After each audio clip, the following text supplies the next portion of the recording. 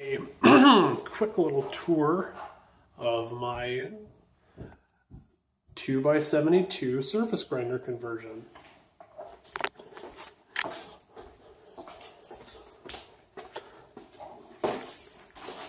So I had to make this whole armature with the tracking assembly to make sure my belts didn't fly off the drive wheel down there. Turn it on.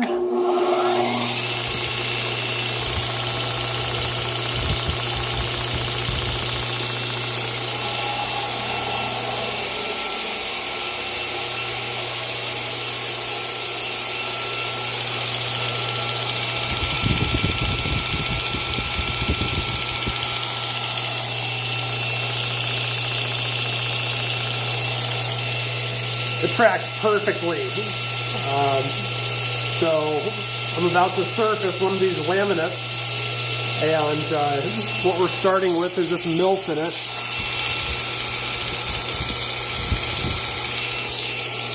And I'll show you how fast it'll take that down to a prepared surface.